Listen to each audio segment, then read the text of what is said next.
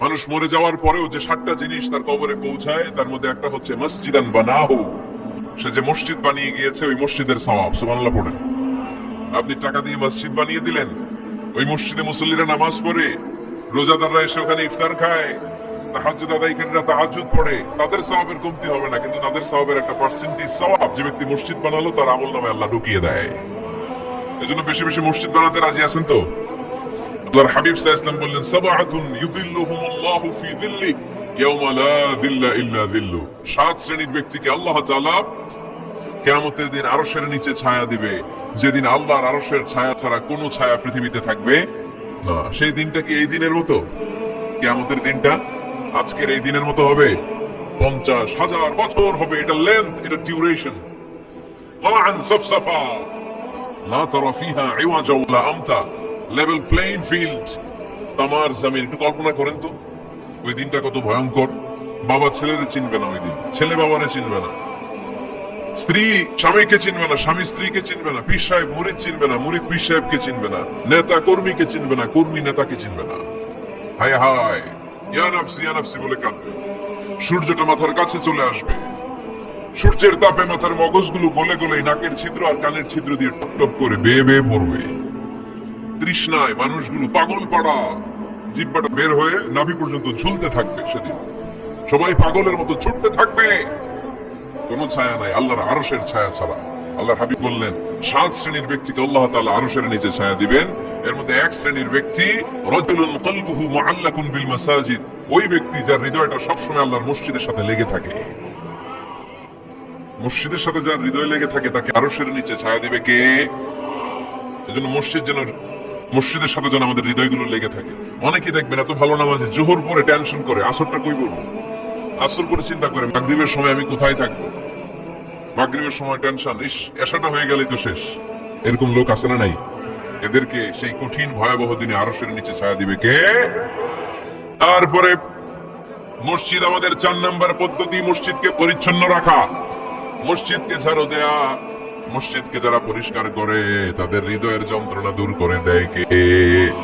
সাইয়েদনা ইব্রাহিম আলাইহিস সালাম এবং ইসমাঈল আলাইহিস সালামকে আল্লাহ তাআলা আদেশ করেছেন, তাহিরা বাইতি লিত-তাইফিনা ওয়াল আকিফিনা ওয়ার রুকআইস সুজুদ। হে ইব্রাহিম ইসমাঈল, বাপ বেটা দুইজন মিলে মসজিদ ঝাড়ু দাও। কি ঝাড়ু দাও? মসজিদেরি ঝাড়ু বড়দার ও কমারে হাত, শোনো আমারে মুনাজাত। পড়েন, শোনো শোনো ইয়া ইলাহি আমারে মুনাজাত, শোনো আমারে মুনাজাত। পড়েন আমিন। মসজিদ ঝাড়ু দাও, মসজিদ আমাদের অন্তর্ভুক্ত। আপনারা কেউ কোনোদিন মসজিদ ঝাড়ু দিয়েছেন নাকি? কে কে দিয়েছেন দেখি? সবাই মসজিদের খাদেম। মাশাআল্লাহ, আমিও দিছি মসজিদ ঝাড়ু, অনেক দিছি। মাশাআল্লাহ, আল্লাহ তুমি কবুল করো। যাদের হৃদয়ে বড় জ্বালা, ফ্যামিলিতে সুখ নাই, শান্তি নাই, তারা হৃদয়ে প্রশান্তি আনতে চাইলে এতিমখানায় যাবেন, এতিমের মাথায় হাত বুলিয়ে দিবেন, এতিমের মুখে খাবার তুলে দিবেন। আপনার হৃদয়টারে নরম করে দিবে কে? আল্লাহর ঘর মসজিদে যাবেন, নিজ হাতে মসজিদটারে একটু পরিষ্কার করে দিবেন, আপনার জীবনটারে উজালা করে দিবে কে? তাহলে এগুলো করার মাধ্যমে আমরা মসজিদের আবাদ করতে চাই। আমরা মসজিদের আবাদকারী হতে চাই কি তাই না? আল্লাহর ঘর মসজিদ আবাদ করার মতো শ্রেষ্ঠ কাজ পৃথিবীতে হতে পারে না। এই মসজিদের কিছু আদব আছে, আল্লাহ রাসূল সাল্লাল্লাহু আলাইহি ওয়াসাল্লাম বলেছেন এই আদবগুলো মেনটেন করে যেন আল্লাহর ঘর মসজিদের সাথে আমরা ব্যবহার করি। মসজিদের 1 নম্বর আদব হচ্ছে মসজিদে ওযুর সাথে প্রবেশ করা। কিসের সাথে? ওযু করে পরিচ্ছন্ন হয়ে মসজিদে প্রবেশ করা।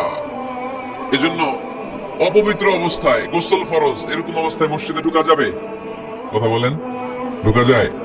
যেই নারীদের মাসিক চলতেছে, মেনস্ট্রুয়েশনাল পিরিয়ড চলতেছে, ওই নারীদের পক্ষে মসজিদে ঢোকা জায়েজ আছে? নাই। তাহলে এটা হলো 1 নম্বর আদব। মসজিদে ঢোকার সময় কি করে ঢুকবো? ওযু করে। আওয়াজ করে বলেন, কি করে ঢুকবো? ওযু করে। 2 নম্বর আদব হচ্ছে মসজিদে যাওয়ার সময় সবচেয়ে ভালো জামাটা পরে যাবো, সবচেয়ে ভালো পাঞ্জাবিটা পরে যাবো। জানতো আপনারা? না সবচেয়ে সিরাটা পরে যান? হ্যাঁ, অনেকের নামাজের জন্য একটা পুরান জামা আছে, সিরা পাড়া, এদিকে হাত উঠালে এদিকে দেখা যায়, আছে না নাই? সবচেয়ে সিরা পাড়াটা রাখে নামাজের জন্য, কপাল পোড়া। আর সুন্নাতে খাতনার অনুষ্ঠানে গেলে মাশাআল্লাহ লেহেঙ্গা গায়ে দিয়ে যায়, আছে না নাই? না, আপনি ইবাদতের জন্য সবচেয়ে সুন্দর জামাটা রাখবেন, এজন্য রাব্বুল আলামিন বলেন ইয়া বানি আদম খুযু জিনাতাকুম ইনদা কুল্লি মসজিদ। ও বনি আদম, তুমি যখন আল্লাহর ঘর মসজিদে ঢুকবা, ও বনি আদম, তুমি যখন নামাজের মুসল্লায় দাঁড়াবা, তোমার সবচাইতে দামি সবচাইতে সুন্দর জামাটা গায়ে দিয়ে তুমি নামাজে দাঁড়াও, ঠিক কিনা? তাহলে এখন মসজিদে যাওয়ার সময় কি গায়ে দিয়ে যাবেন বলেন? সেটা এখন বাইন, হ্যাঁ মাশাআল্লাহ, হ্যাঁ সবচেয়ে ভালো কাপড়টা আয়রন করে পারফিউম মেখে তারপরে আমরা যাবো। রাজি আছেন তো?